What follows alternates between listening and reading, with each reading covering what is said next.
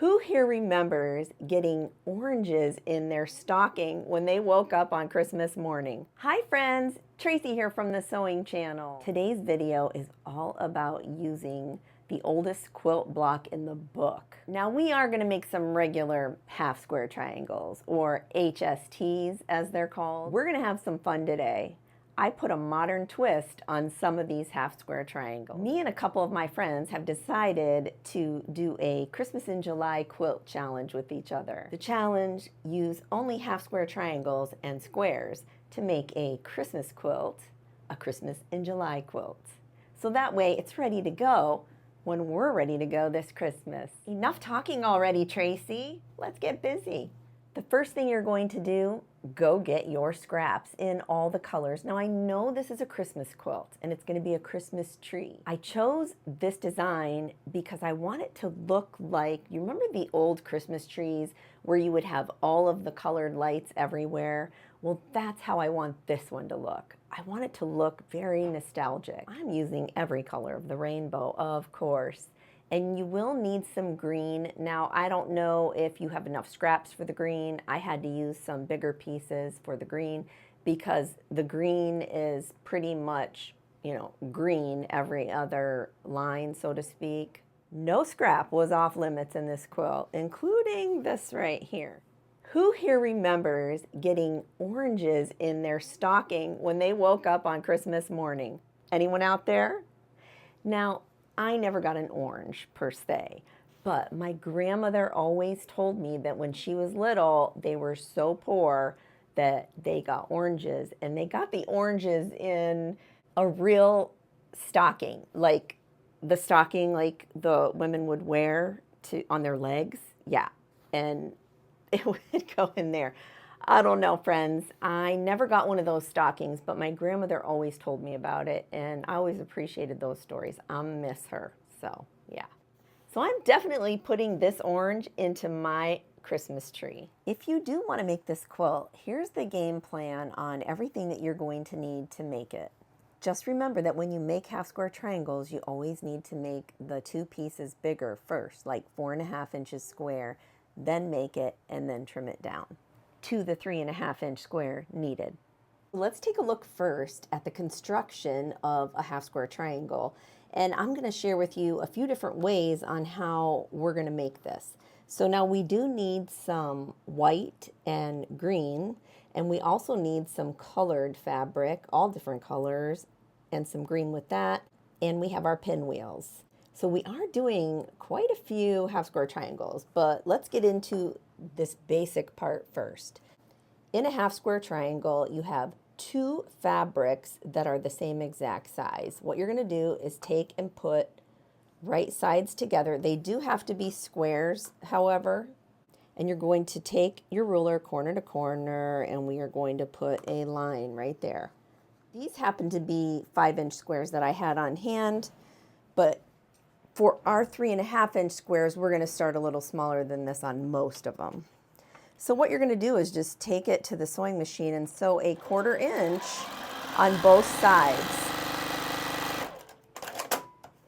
Flip it, and then you're going to go on the other line and sew a 1/4 inch from that line on the other side. Now you have 2 stitches down both sides of that.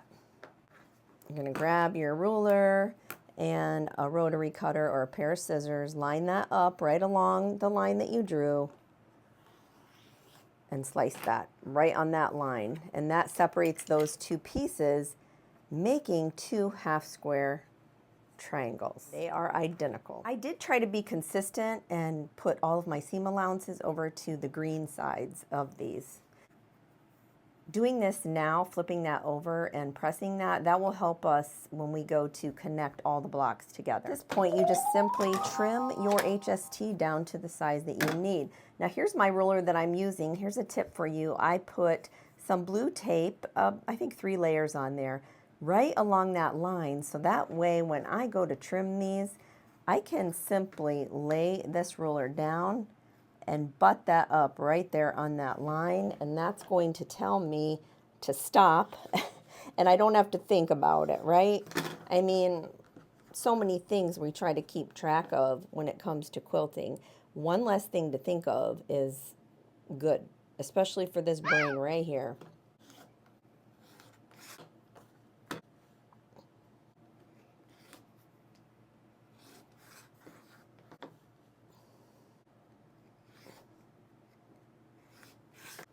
Now we do have waste on this one only because these two were bigger cuts.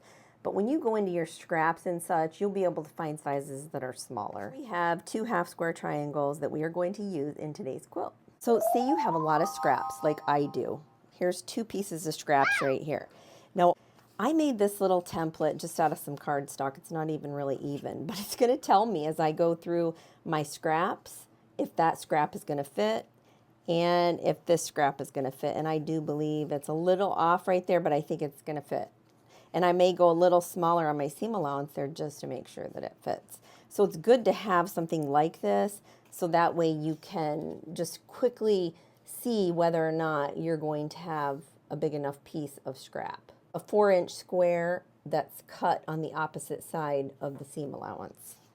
And then all you're going to do is just flip this over and put it right on there. And then I'm going to go ahead and make a straight cut here. So that way it just, you know, keeps things neat. Then you're just going to sew a 1/4 inch seam allowance or a scant 1/4 inch seam allowance all the way down. Line things up. See, it fits, it works.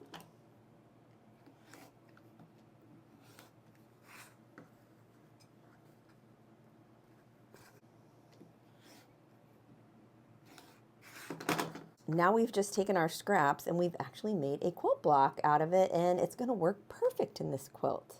So now say you are making the pinwheels or any block in this quilt for that matter, and you just want to use one fabric because this fabric right here will give us 2 pinwheels in our quilt. I cut these at 8.5 inch square. So you have your pinwheel fabric here. Then you're going to take your background fabric and lay those right sides together. And this is how we're going to make 8 at a time, which is going to give us 2 full pinwheels that will fit in this quilt.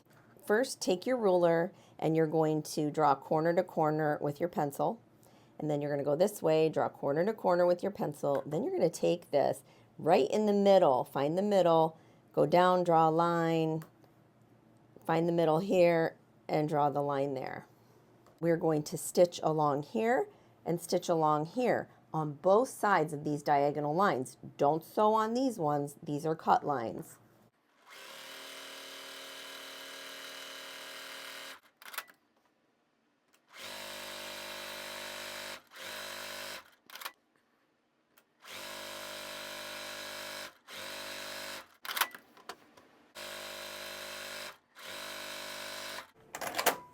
So I've sewn here on both sides a 1/4 inch seam allowance away from that center line that I first drew.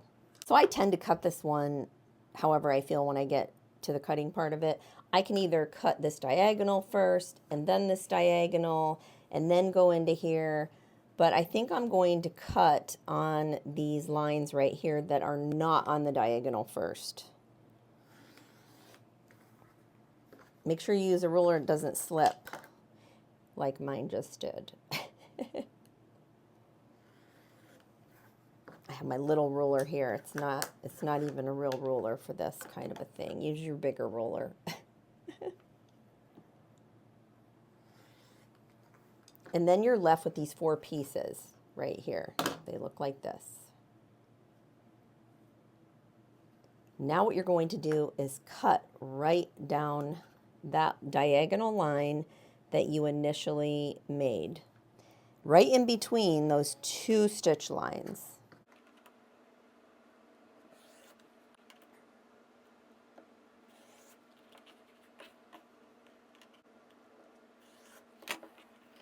Flip them over like this and take them to your pressing station and press toward the purple side or the colored side. So here are your purples, and you have 1, 2, 3, 4, 5, 6, 7, 8. And that's how you make 8 at a time half square triangles. I made my pinwheels a little bit more fun than just your average ordinary pinwheel.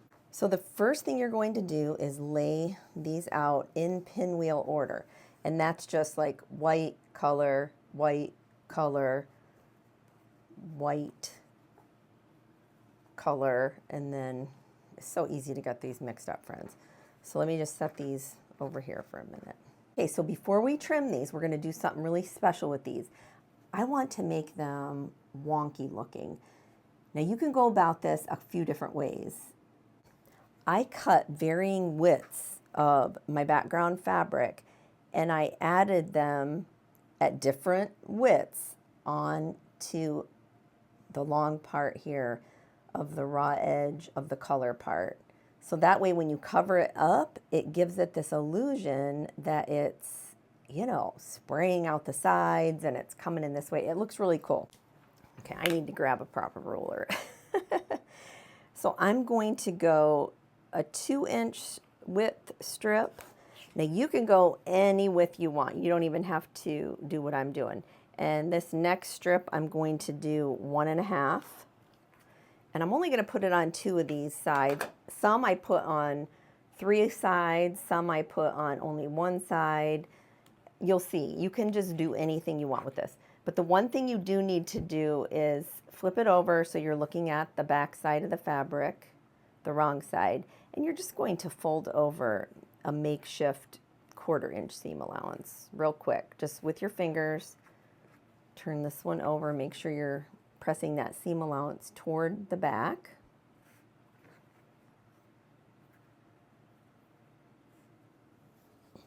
If I lay this here, I'm going to make sure that that folded edge is up here toward the center area, and I want this raw edge down here to meet the raw edge of the purple. And that's going to work fine. Take your glue stick. And so I'm actually touching the right side of that with my glue stick. This is still the back of the fabric right there. And what I did was only put glue right here toward the center. Make these a little bit longer so that when you go to grab, you're not grabbing glue.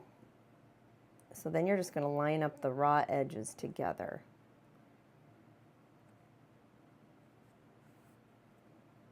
Now we haven't trimmed these yet, so if you're off a little bit, you're fine. I'm going to have that raw edges peeking out just a little bit. So there's that one set. Here's this seam allowance here. And I'm going to add just, here, turn it this way. I'm just adding a little bit here, just in the center. I'm not touching the ends. Oh, I got it on me anyways, look. See? Yeah. So, and figure out where you want this one. I think I want this one to go along here, so let's see if I can show you all this. So with that folded over, I'm just going to come in. The reason why I'm keeping it in the order the way I want it, because these are very easily messed up, like, and I can actually put this piece accidentally over here, and then things aren't just gonna add up. They're just not. So you can see that it's peeking out a little bit there, and I'm just pressing that down. And because we're making them all wonky, this doesn't even matter really if it's that straight. I mean, you don't have to be too precise about it. But then I'm just gonna grab it and pull it up here, flip this back like so, exposing that seam now. Now I'm just gonna follow along that fold and stitch right along there.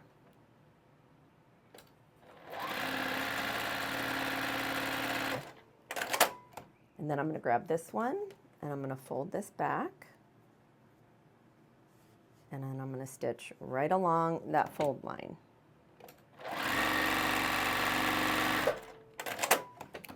Here I'm just going to trim this off and this one off. Finger press this over, finger press this over, and I'm going to press these. So now I'm going to just trim this to the size needed. Line up that diagonal line and just trim it to the size we need. So that goes here, And then while I'm here, I'm going to go ahead and just trim these up. The two that we didn't modify, you need to trim those to the size that you need as well.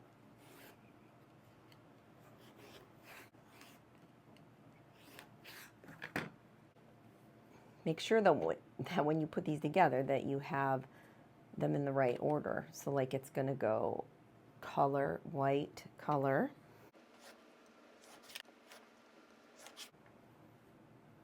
That one will go like that. Next, what you're going to do is just make sure that you, oh, now see, that one's not right. We need to turn it this way. Yeah. Okay. See, I almost messed up, friends. Okay. So now that you have it right, and look at how cool that is. I mean, that looks so cool. Okay. So then right sides together. The key though is getting them set up prior to sewing so that you're looking at it and you know that it's right.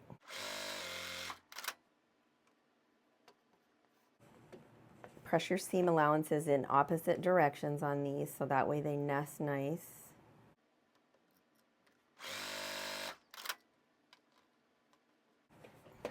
Press those. After they're pressed, then they should line up nicely. Put them right sides together. Match up those seams and nest them real good.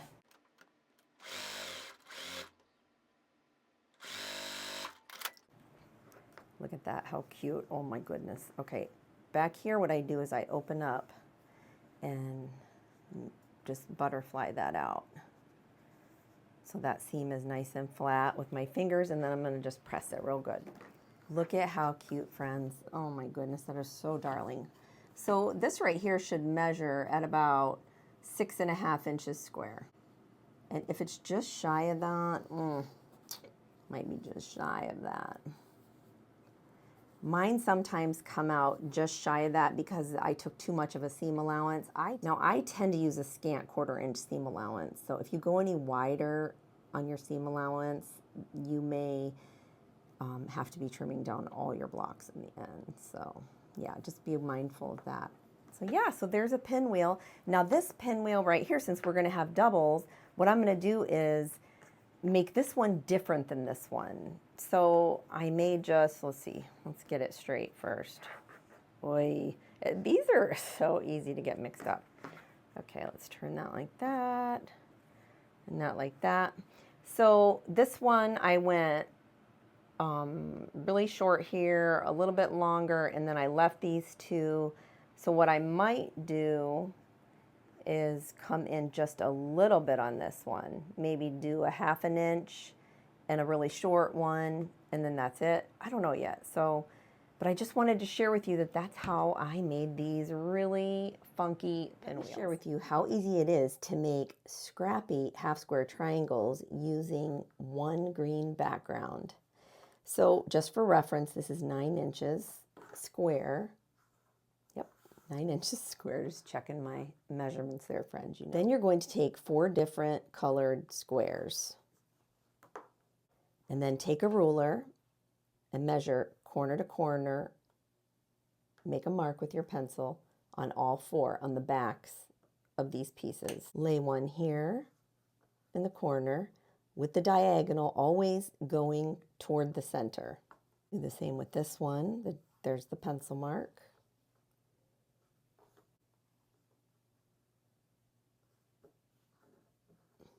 For reference, these are 4.5 inch squares. Take your glue, just your glue stick or whatever you have, and then just kind of, put it off to the side there. This glue totally washes out, so no worries. And just lay it down. You see I'm going in the direction of the diagonal.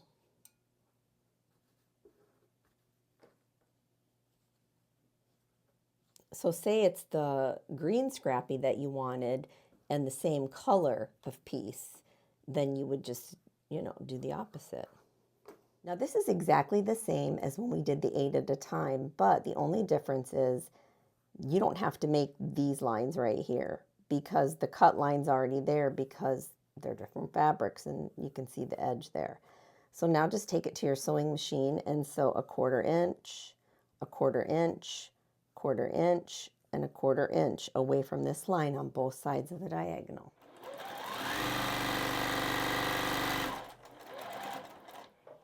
When you get to the center, just slow down, being sure to catch all layers.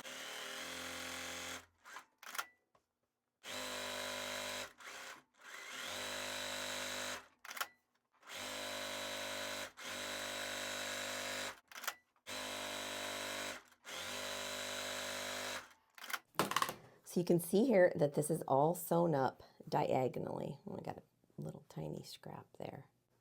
Now we're going to take our ruler and lay it right on that line that we drew on the diagonal and slice it.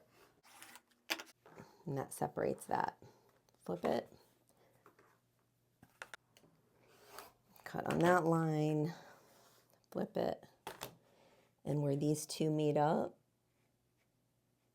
we're just going to lay our ruler down there from the point and slice.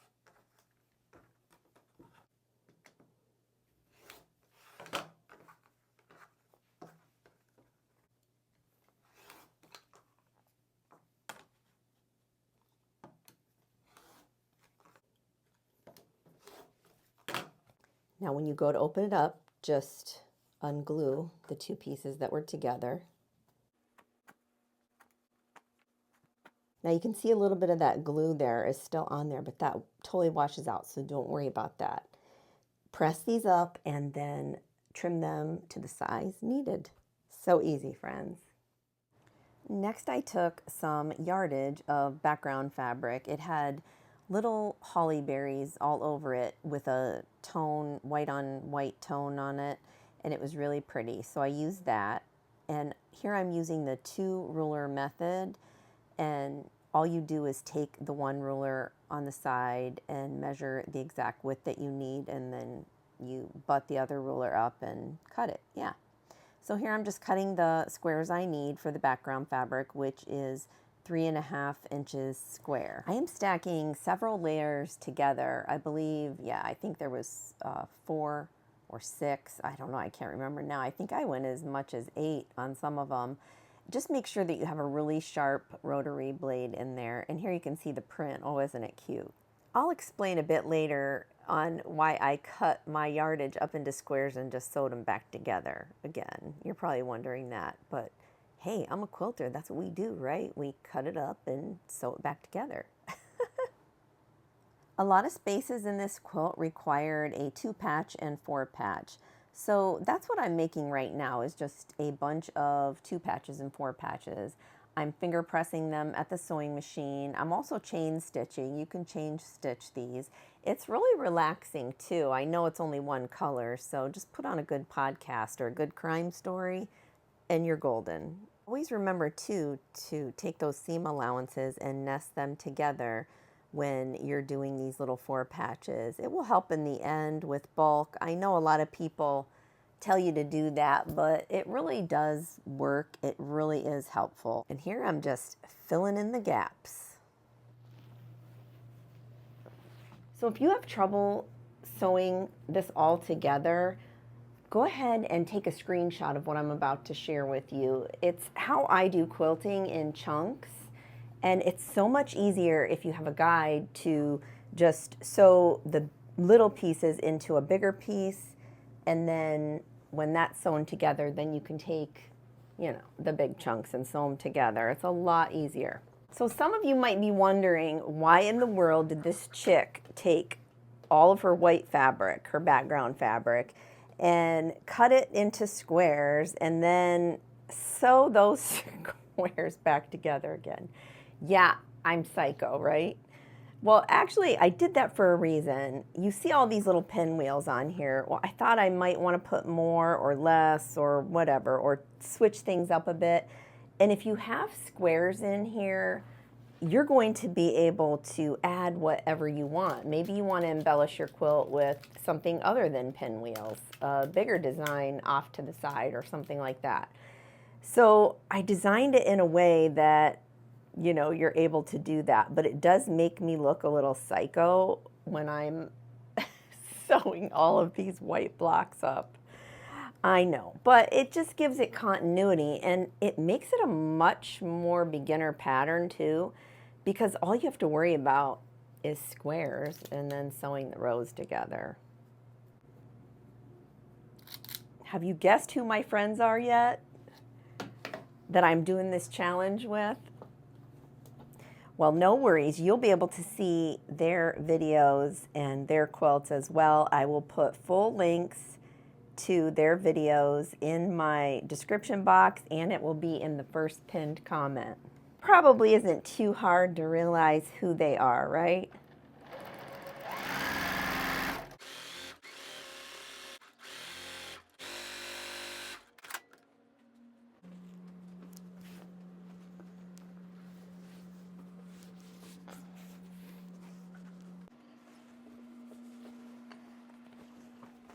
Some of you have asked me in the past if I am sewing standing up, and yes, I am.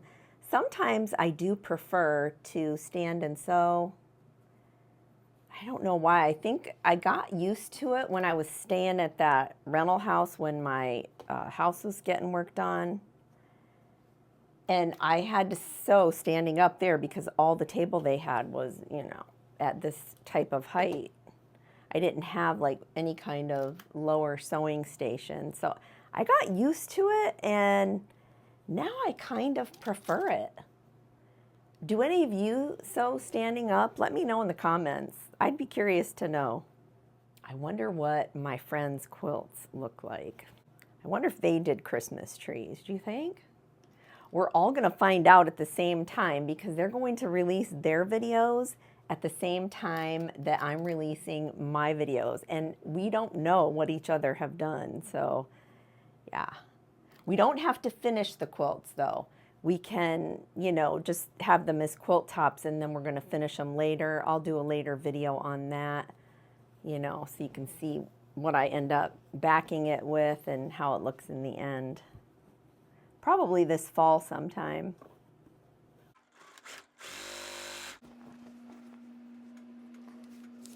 Okay, friends, I'm going to go ahead and sew this up, and we'll have a final reveal here in a minute. I'm also going to give you the answer to my two friends who are doing this Christmas in July quilt challenge with me. Merry Christmas in July. Oh yeah, I love it. But that being said, I love every quilt I make. Well, almost every quilt.